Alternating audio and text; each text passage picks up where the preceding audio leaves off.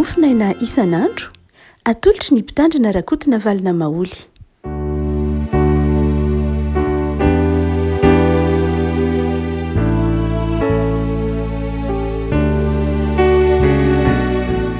Falmiravantsika ry avankitratra ity alarobia faraika amin'ny telopolo ny volana May taona 2024 ity ny voalahatra mofinaina dia ny bokin'ny asan'ny apôstôly toko 2 andiny voalohany ka hatramin'ny 17 asan'ny apôstôly toko 2 andiny voalohany ka hatramin'ny 17 vakitsika amin'ny anaran'i Jesosy. Ary nohon tonga ny andro Pentekosta dia teo amin'ny fitoerana iray izy rehetra, ary nisy feo tonga tapoka avy tany an-danitra toy ny rivotra mahery mifofofofoka nanenika ilay trano iangonany. Ary nisy lela maro nitarehina afo niseho taminy izay nizarazara ary nipetraka tamin'izy rehetra isan'olona izany. Ary samy feno ny fanahy masina izy rehetra ka dia teny tamin'ny fiteny maro samihafa araka ny nampitenenany fanahy masina azy avy. Ary nisy Jiosy mpivavaka tsara nitoetra tany Jerosalema avy tamin'ny firenena samihafa rehetra ambany lanitra. Ary noho ny rezany feo zany dia niangona ny olona maro ka fe-revitra fa samy nare izy ireo niteny tamin'ny fiteny avy izy rehetra. Dia talanjona sady gaga izy rehetra ka nanao hoe indreo tsy Galiliana va ireo rehetra niteny ireo? Koa ahoana no andrenesantsika amin'ny fitenitsika avy izay nahabe antsika? Dia Partiana, Mediana, Elamita, ary mponina ny Mesopotamia, sy Jodia sy Kapadokia sy Pontos sy Azia, sy Frigia sy Pamfilia sy Egipta sy ny tany lehibe izay manodidina ny Kirena ary vahiny avy any Roma na Jiosy na proselita, Kretanina sy Arabo. Koa ahoana no andrenesantsika ireo miteny amin'ny fitenitsika avy ny asa lehibe ataon'Andriamanitra? Dia taranjona izy rehetra ka nianahana sady niresaka hoe ahoana ny tokony hevitra izany, fa ny sasany omekina nanao hoe leon divay mamy ireo. Ray masino, manamasinana ny fahamarinana ny tenao no fahamarinana. Amen. Ny andininy 17 dia talanjona sady gaga izy rehetra ka nanao hoe indreo tsy Galiliana va ireo rehetra miteny ireo? Indreo tsy Galiliana va ireo rehetra miteny ireo? Ao amin'ny filazantsara araka an'izao efa nisy dindinika ny fanaovan'i Jesosy tamin'ilay mpampianatra teolojia antsoina hoe Nikodemosy. Ary Nikodemosy raha niresaka tamin'i Jesosy dia nametra-panontaniana momba ny fahateraham-baovao. Dia Jesosy namala Nikodemosy manao hoe tsy maintsy hateraka indray ny olona vao mahita ny fanjakan'Andriamanitra izy. Zava-baovao tamin'ny ity mpampianatra teolojia ambony tahaka Nikodemosy ity hoe hateraka indray ahoana koa moa ny olona, ahoana no ahafaha mbola miditra ny ekibo indray amin'izao fahalehibeazany sao raha hateraka indray izy? Dia Jesosy nanazava ny aminy hoe ny hateraka ny fanahy. Dia nazavain'i Jesosy fa tahaka ny rivotra ny hateraka ny fanahy. Afaka malala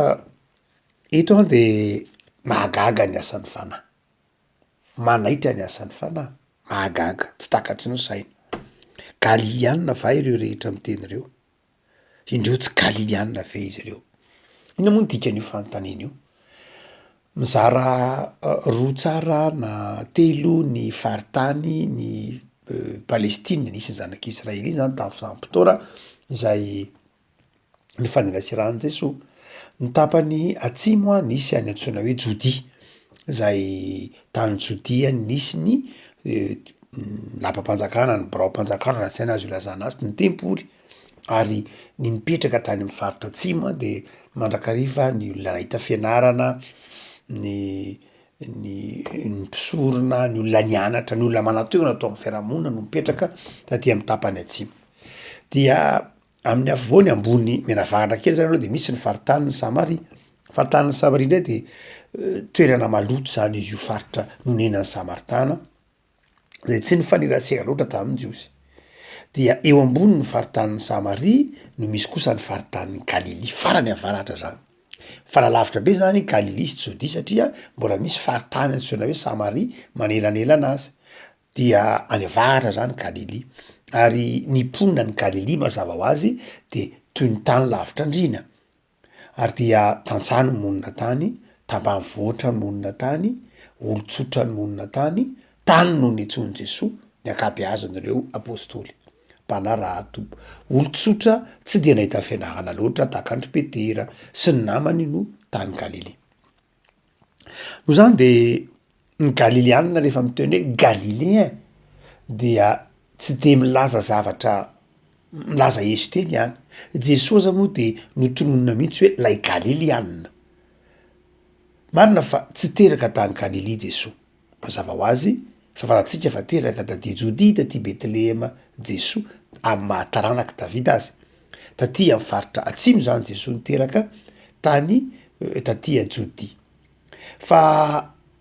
na izany aza de lehibe tany Galilia izy satria Nazareta dia faritany Galilianina. Ka nahatonga ny hitantsika amin'ny filazantsaraka ny Jaona nametrahany la fanontaniana hoe mba misy zavatsoa ve any a Nazareta e? Mba misy olona ambony, mba misy olona nahita fianarana, mba misy mpaminany ve mivoaka avy any Galilia e? Ary dia eto a de tsy misy hafan'izany mihitsy. Gaga ny olona manao hoe indreo tsy Galilianina fa ireo rehetra miteny ireo. Rehefa miteny hoe Galilianina zany de zao olona tsotra, olona tsy de azo heverina ho lalitsaina, olona tsy de azo heverina ho nahita fianarana. Ary eto lay teny de hoe nahoana reo Galilianina reo no miteny amin'ny fitenitsika. Rehefa miteny zany hoe Galilianina ny Zoatra Masina de farafahakeliny zavatra roa na telo. Ny voalohany de zao sahiran-davy reo, mantry reo, tsy olona manana fari-piainana de metimety de mana-hoana loatra izy reo. Olona tsy de manana fari-piainana milamina tsara izy reo. Ary dia azo lazaina hoe mantra mihitsy aza, tsy hoe sendrasendra ny toritenin'i Jesoa teo an-tendrombohitra Matthieu 5, raha miteny manao hoe sambatra ny ory, sambatra ny mantra, sambatra ny malahelo, satria manoloana Galilianina mantra izy. No zany de zao olona tsotra zay sahirana no azo ilazana ny Galilianina. Fa ny faharoa de zao olona tratra nitsindry azo lena, olona tratra nitsindry azo lena. Haitsika tsara lay hoe noaroaron'ny Pilato tamin'ny fatiny ny ran'ireo Galilianina. Satria ny Galilianina de zao vokatry zany fahantrano zany de matetika mpikomy, matetika mahery setra koa aza. No zany dia tsy olona tsy tsara toerana ao fiarahamonina ndray de hoarina amina asa re zany na faritra aiza no azo anohagana azy olona tsotra, tsy hoe tsotra fotsiny fa tsy voataiza, tsy tsara fanabeazana, tsy nandray fanabeazana, tsy hoe tsy nandray fahalalana amin'ny lafiny ara-tsaina ihany fa tsy nandray fanabeazana mihitsy aza, na amin'ny lafiny ara-panahy na amin'ny lafiny maha-olombelona tsotra. Ary fahatelo rehefa miteny hoe Galilianina ianao de zao amin'ny lafiny firazanana koa aza, tsy de olona ataontsika hoe olona ambony fiaviana sy ny tahaka zany. Ary dia eto manamafy zany ireo jiosy mpivavaka tsara avy tany Jerosalema, 5, nisy jiosy mpivavaka tsara nitoetra tany Jerosalema ary nisy olona izay hafa firenena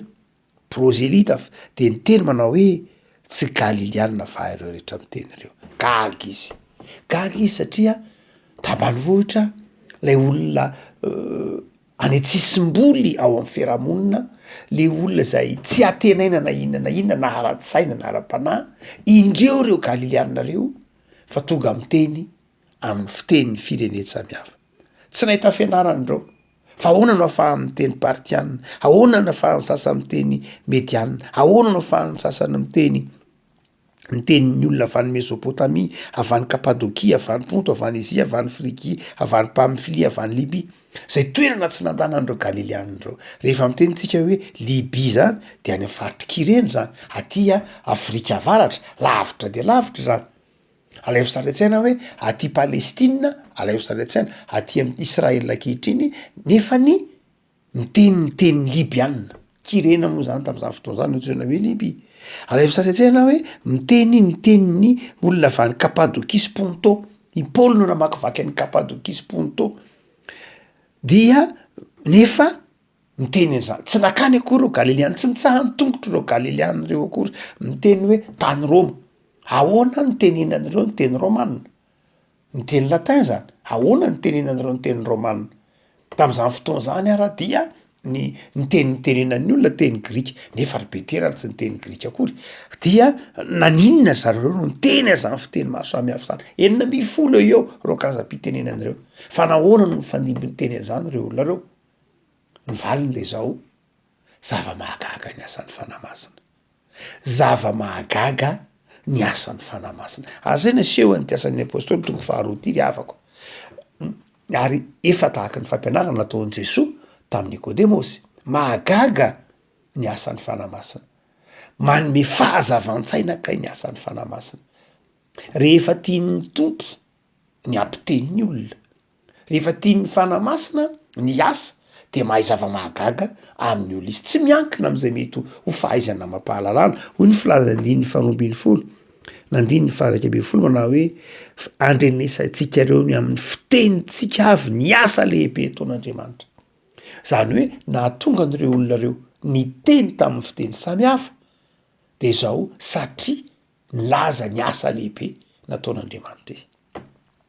iny ravako no efim-panahy tiany asan'ny apôstôly ho takaritsika voalohany de zao rehefa miasa ny fanamasina de tsy voasakana izy tsy miankina amin'ny fahalalantsika tsy miankina amin'ny herintsika fa rehefa miasa ny fanamasina ka te hampanao asa lehibe amin'ny anaran'Andriamanitra izy de tsy voafetra ny herin'ny fanamasina tsy miankina amin'ny fahaizan'olombelona tsy miankina am'izay mety ho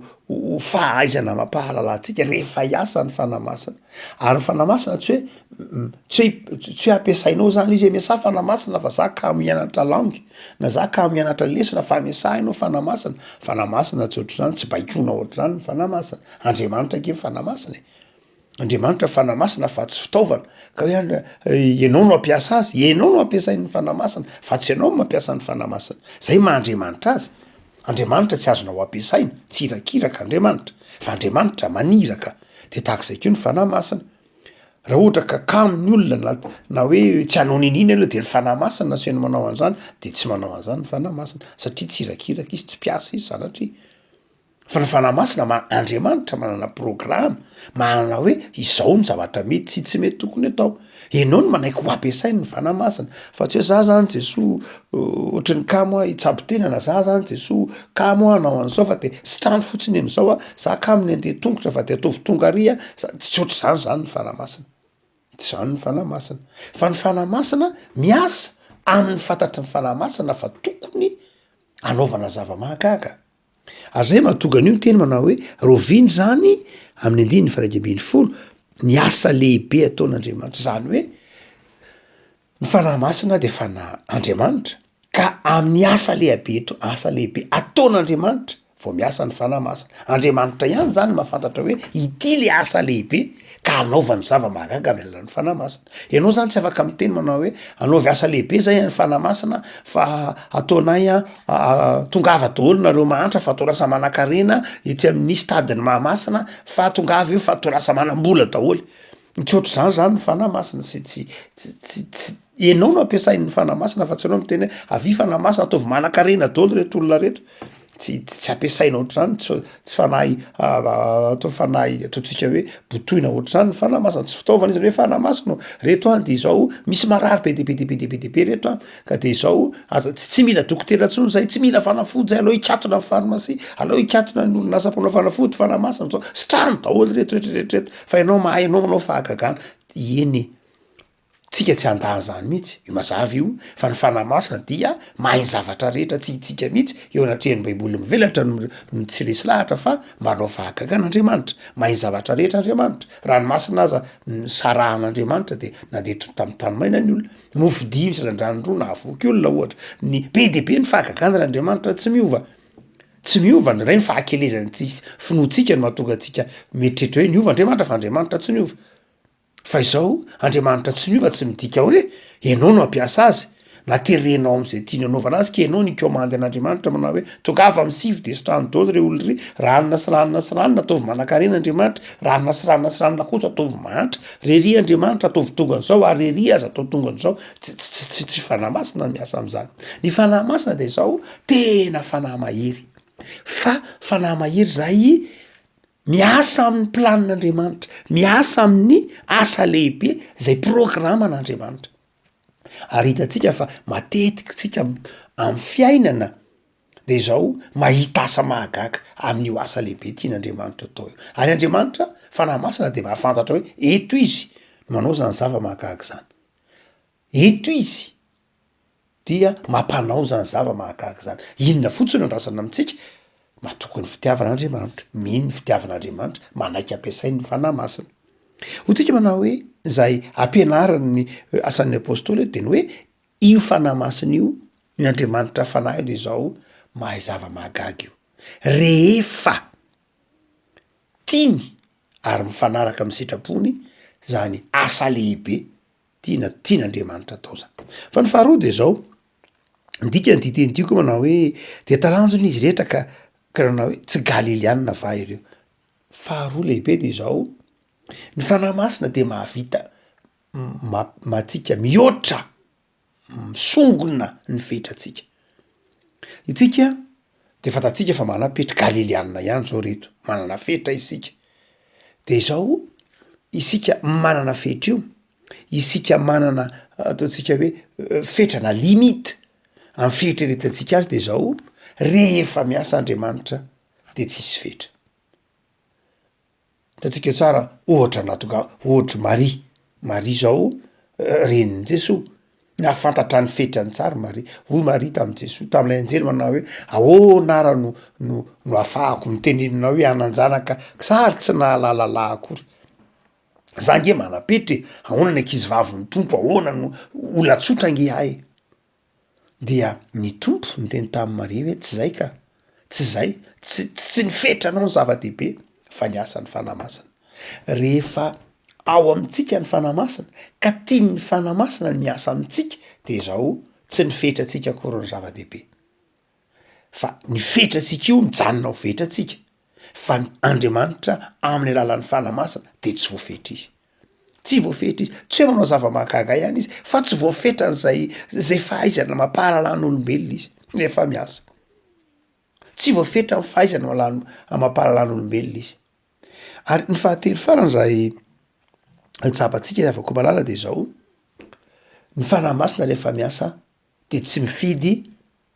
karazan'olona na klasin'olona na endrik'olona na fomban'olona tsy zay tsy misy fizahatavan'olona ao amin'andriamanitra tsy misy fizahatavan'olona ao amin'ny fanahy masina tsy hoe satria mahantra ny malagasy a de tsy afaka hitan'andriamanitra tsy azon'andriamanitra ampiasaina hitatsika tsara tamy vanim-potoana ny ataotsika hoe fanavaka vahambolo-koditra tany Afrika Atsimo fanavaka vahambolo-koditra tamy toerana maro de zao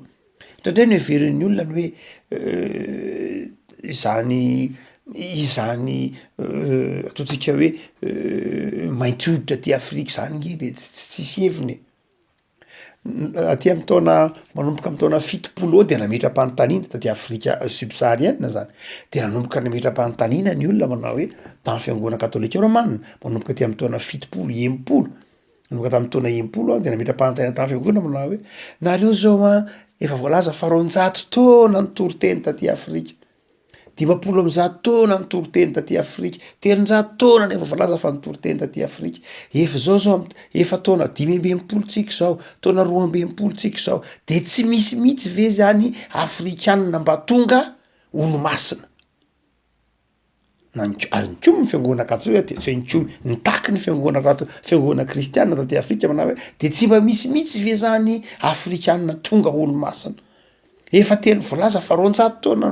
nanao evangelisation fihitana filazany saka taty Afrika nareo de tsy mba misy mihitsy ve zany mba hoe tonga olo masina zay fa ny olona fotsioditra tany foana ny tonga olo masina na tonga olo tsambatra ary de nanomboka teo amin'io de zao nanomboka eritreritra ny fiangonana dia nanjary nipohitra tsikelikely ireo karazana hoe de atao tonga olo-tsambatra atao tonga olo masina ary isan'zany fantatsika tsara atao anatin'ny fiangonana katolika romany de misy any victoire somanarivo zay fa tonga olo-tsambatra satria tamin'ny fotoan'andro de tena nandritra alohan'zany de nehitritina fa ny tany itoriana filazantsary Afrika ka dia tsy de tena hoe ho tonga am'zany aty aoriana vo samy mety hoe ay tokoa kay moa otrony olona rehetra ihany izy olo ny vavaka olo ny tenin'Andriamanitra ary tamin'ny fotoan'andro moa de lokon'ny afrikanina mihitsy maintimainty ny Jesosy Kristy sary ny azo fijaliana manao hoe Jesoky io Jesoy nge mainty hoditra ohatran'ny malagasy io mainty hoditra ohatran'ny etiopiana io mainty hoditra ohatran'ny afrikanina rehetra io fa nahoana no ataon'ireo fotsiny io fotsy hoditra sanatria ny vavaka tsy hoe manavakavaka tsy zay loatra fa tiana tenenina manao hoe Jesoy tsy manavakavaka ny olombelona manavaka hoe sokajin'olona ohatr' zao de tsy azo ny fanahy masina ampiasaina fa sokajin'olona ohatr' zao ihany nisy an'zany to anatin'ny tantaran'ny fiangonana nisy an'zany to anatin'ny tantaran'ny fiangonana efa noarany zany ohatra tao anatin'ny testamenta taloha de misy mihitsy manao ny zany boky zany de tsy miditra ny sembany zany zazasary zany rehetrany de zao tsy manana anjara amin'ny fanahy masina zany tsy miditra eo anatin'ny tempoly akory zany ny olona manana aretina ny sembana tsy miditra akory zany tena voavaka mihitsy testamenta taloha zany mipetraka tsara mihitsy zany fa am'izao fotoana zao asan'ny apôstôly toko faharoa de zao tena kay zao Andriamanitra kay natao an'ny olona rehetra na de reo izay ihany tsisy mboly ary ireo mahantra